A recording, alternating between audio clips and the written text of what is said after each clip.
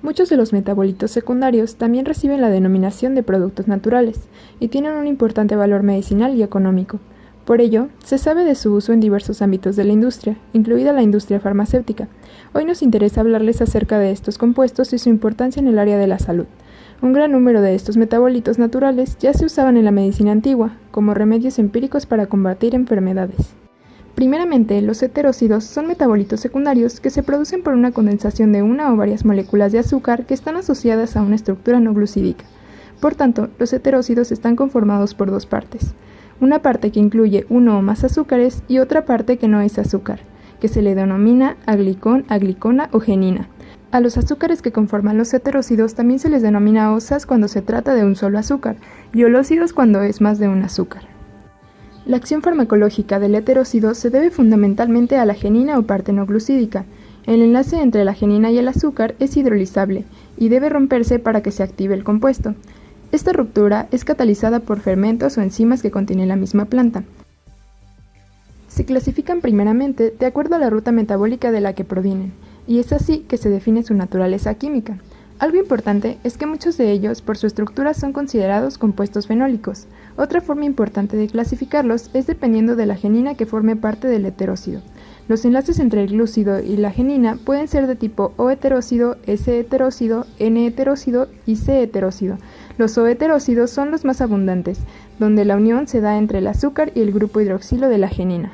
Más específicamente, podemos clasificarlos también según la estructura del azúcar y la genina en 10 importantes grupos. Comenzando por los heterócidos fenólicos monocíclicos, tenemos que su genina es un anillo fenólico. Sus reacciones farmacológicas y aplicaciones son diversas, como antioxidantes, analgésicos y coleréticos. Un ejemplo de esto es el heterócido del sauce. Contiene el heterócido salicina, que al hidrolizarse genera saligenina más glucosa. Este metabolito secundario tiene propiedades analgésicas, antipiréticas y antiinflamatorias, y también un efecto antiagregante como modelo para la síntesis del ácido acetilsalicílico. En los heterócidos cumarínicos, su genina es una cumarina derivada de la benzoalfapirona. Todas ellas de forma general tienen una actividad vasoprotectora a la que se suman, dependiendo del tipo de cumarina, una acción fotosensibilizante y antiespasmódica. Un ejemplo de este tipo de heterócidos se encuentra en el castaño de Indias. Contiene los heterócidos cumarínicos conocidos como esculócidos, fraxócidos principalmente, los cuales tienen actividad vasoprotectora. En los heterócidos flavónicos, sus geninas son flavonoides, que son un grupo de pigmentos de color amarillo de estructura polifenólica. Estos pigmentos son muy frecuentes en las plantas y le dan colores a frutos y flores. Entre sus propiedades se encuentra su acción antioxidante, diurético, antiulceroso, antiinflamatorio y antiespasmódico. En los heterócidos antociánicos, sus geninas son antiocianinas, que son pigmentos hidrosolubles que generalmente tienen un color rojo, violeta o azul, y son los encargados de colorear las flores de muchas plantas silvestres, frutos y semillas, y tienen propiedades antioxidantes y antiinflamatorias, siendo utilizadas para la regeneración de pigmentos de la retina y mejorar la visión nocturna.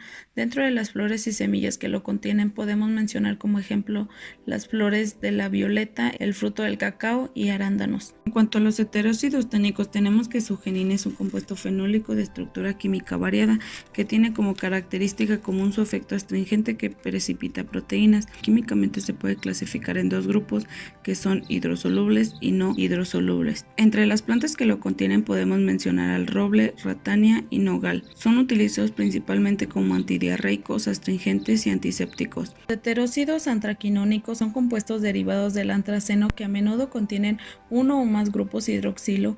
Una planta que los contiene es la sábila. La sábila contiene aloína, que es una mezcla de dos estereoisómeros, que son la barbaloína y la isobarbaloína, que es un O-heterócido de la aloína. Se utiliza como laxante, purgante, emoliente, cicatrizante, aperitivo y depurativo. Las saponinas son heterócidos de esteroides o triterpenoides que se caracterizan por reducir la tensión superficial del agua y producir espuma, es decir, son tensioactivos naturales. La diosgenina se utiliza como precursor para la síntesis de fármacos esteroides como cortisona, hormonas sexuales y anticonceptivos. Otro ejemplo es la avena, que contiene saponinas, que actúa como antiestrénico, antidiarreico, hipoglucémico y diurético.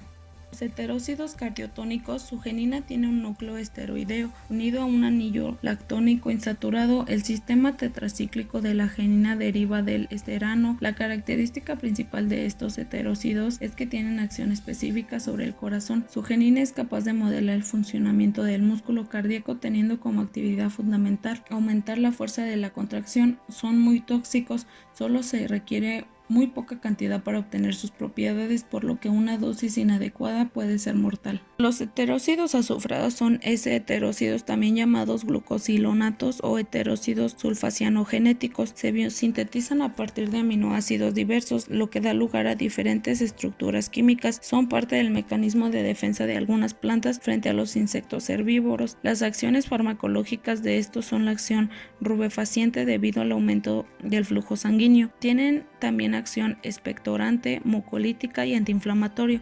Algunos son diuréticos y antimicrobianos. Algunos ejemplos en plantas son la mostaza negra, en la que el heterócido se encuentra en la semilla, es sinigrina, que tiene actividad rubefaciente. Y por último, los heterócidos cianogénicos son compuestos por hidrólisis, producen un azúcar y una cianhidrina que resulta inestable y se descomponen liberando ácido cianhídrico. Proceden de aminoácidos y se pueden clasificar en función del aminoácido al que proceden. Entre su actividad farmacológica destacan más por sus propiedades tóxicas que por sus acciones terapéuticas. Únicamente algunas especies como las del género Prunus se utilizan como antitusivos y antiespasmódicos. Algunas de las plantas que los contienen son el laurel cerezo, que tiene actividad antitusiva. De manera general, los polifenoles se pueden identificar mediante cromatografía en capa fina y reacciones de identificación, así como también son empleadas técnicas más específicas. Para los heterócidos cumarínicos se puede llevar a cabo una reacción que identifica el núcleo esteroidal presente de su genina. Para ello se utiliza la prueba de Valget, en la cual se añade 1 mililitro del reactivo de Valget al extracto que reacciona con el ácido pícrico y produce una coloración roja. Para heterócidos flavónicos, la reacción de Shinoda se fundamenta en que, al poner en contacto ácido clorhídrico con magnesio metálico, se genera hidrógeno. Este último reduce al flavonoide desarrollando coloraciones que van de rojo a anaranjado. En el caso de los flavonoles, el color obtenido es rojo cereza.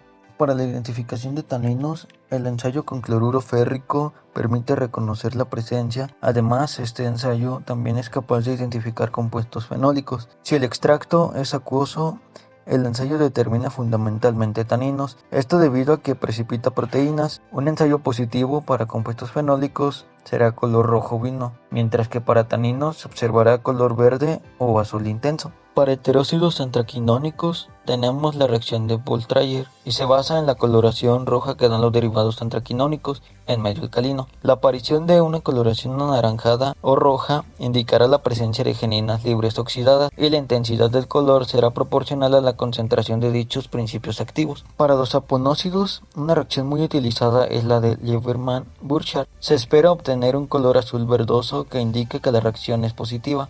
Los heterócidos cardiotónicos pueden identificarse también mediante la reacción de Lieberman-Burchard ya mencionada, que al mostrar coloración azul verdosa indica la presencia del núcleo esteroide. Algo importante es que si durante la reacción se llega a observar una coloración rojo-naranja pardo, esta indica la presencia de un núcleo triterpénico. Para los heterócidos cianogenéticos se puede realizar la reacción de Grignard, que detecta la presencia de ácido cianhídrico. La tira de papel, que en caso de presencia de heterócidos virará a una coloración rojo ladrillo intenso. Existen muchas más reacciones de identificación fitoquímica, por lo que se tiene una amplia gama de opciones para identificar a los diferentes heterócidos. Como ejemplo tomamos la digital. En un artículo publicado en el 2015 se menciona que es una planta que ha sido estudiada desde hace mucho tiempo. Debido a su acción farmacológica, se le administró a distintas personas con diversas dolencias. Viendo que su utilidad estaba expresada en el corazón, fue el médico y botánico Withering en 1775 quien realizó varios estudios observando que los pacientes con claudicación ventricular se veían beneficiados. Además, la importancia de que la dosis no fuera mayor a 60 miligramos de hoja desecada 2 veces al día es un punto muy bueno que tomar en cuenta para evitar intoxicaciones, por lo que dicha cantidad se sigue recomendando hoy en día. Entre 1910 y 1928, otros científicos lograron corroborar sus estudios, describiendo que sus principios activos son los heterócidos cardíacos, digitoxina, gitoxina y gitalina, empleándose entonces en el tratamiento de la fibrilación auricular y de la insuficiencia cardíaca. Posteriormente se demostró que tenía un efecto inotrópico positivo directo sobre el miocardio. Tras muchos años de estudio es que ahora en la actualidad se conocen sus efectos, que responden a la inhibición de la ATPasa sodio-potasio de membrana, impidiendo el transporte de sodio desde el espacio intracelular al extracelular en tejidos cardíacos.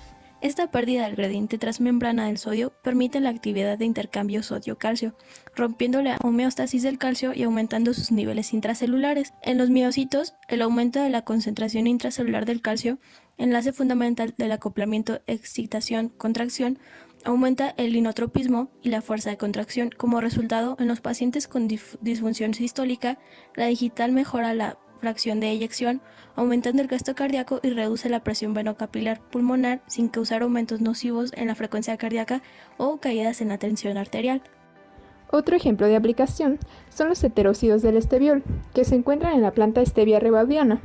Un artículo que fue publicado el 16 de abril del 2020 muestra cómo se evaluó un posible efecto antidiabético sobre ratones. Para esto, procedieron a inducir la diabetes en los ratones que fueron alimentados con una dieta alta en grasas durante 4 meses, seguido de la administración de streptozotocina, que posee una acción citotóxica sobre las células beta del páncreas. Una vez inducida la diabetes en los ratones, se evaluó administrando por separado los heterócidos de esteviol y el esteviol como tal en grupos de ratones, y los resultados mostraron que los heterócidos de esteviol en conjunto presentaron efecto antidiabético en ratones. El esteviócido es el heterócido que mayormente se encuentra en el esteviol, y el esteviol también como tal pudieron aumentar la absorción de glucosa en el miocardio y en el cerebro de los ratones diabéticos, y disminuir la acumulación de glucosa en el hígado y riñones. Por lo que este estudio muestra un ejemplo de sinergismo, ya que la dependencia de la estructura con su actividad es importante, pues la suma de todos sus heterócidos en conjunto actúan mucho mejor a que actúen por separado, es decir, la suma de todas sus fuerzas potencia su actividad farmacológica. Finalmente, podemos decir que muchas plantas contienen múltiples heterócidos que potencian y regulan la actividad de ciertos principios activos en las plantas. Por ello, es importante tomar conciencia de que las plantas nos ofrecen muchos beneficios, ya que además de que todos las hemos utilizado en algún remedio casero, también han sido empleados sus heterócidos para la fabricación de medicamentos. Sin embargo, algunos no han podido ser sustituidos por fármacos de síntesis. Finalmente, podemos concluir también que los heterócidos están presentes en una infinidad de plantas, y es importante que se sigan realizando más investigaciones para indagar más sobre ellos.